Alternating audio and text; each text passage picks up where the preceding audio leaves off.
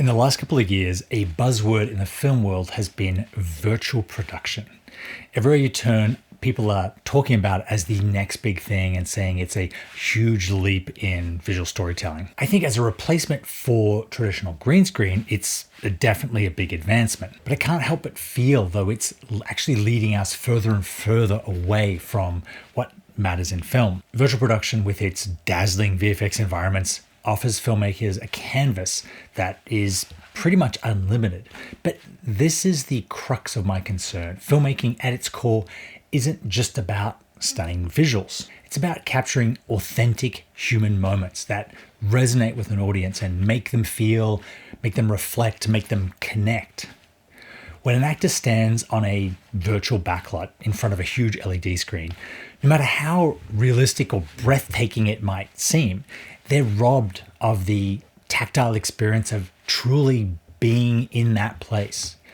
You know, the wind on their face, the texture of the ground, the sounds around them. And these are not just atmospheric details, they're catalysts that evoke a genuine emotion in the actor and then a reaction in the audience. If the actor's job is to react truthfully to an imaginary scenario, I don't understand how they can do that in the sterile vacuum of a, hermetically sealed soundstage. I think audiences really sense that disconnection. The delicate suspension of disbelief gets disrupted because somewhere in our brains we realize that this is a lie. Now, CGI films are amazing when they're done right. Animated characters in a fully digital realm, I think they can be masterpieces. I think of the worlds that Pixar creates. But why go to all this trouble to juxtapose a live actor against a virtual backdrop? To me, it feels like a very uneasy marriage, combining an organic human performance with a weirdly sterile digital environment. The convenience of virtual production is really a double-edged sword. Filmmakers with the world at their fingertips are just tempted into complacency.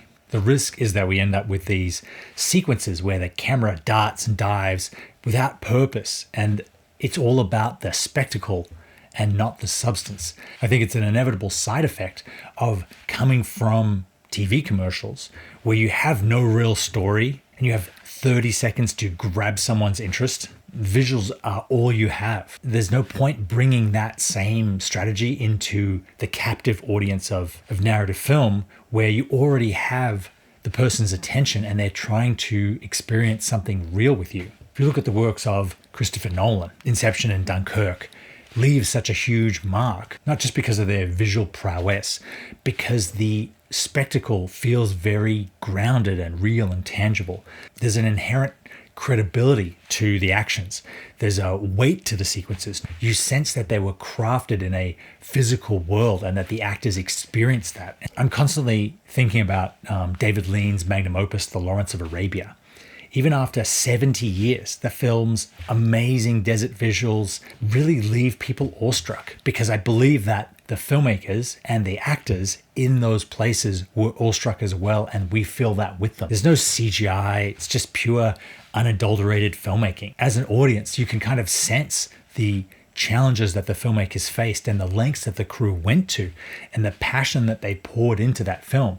It's very authenticity and this commitment to craft that makes it so timeless, meaning that it'll be watched for decades to come. I think that virtual production is an exciting tool with huge potential, and I think it's crucial to remember that tools are only as good as the people that use them.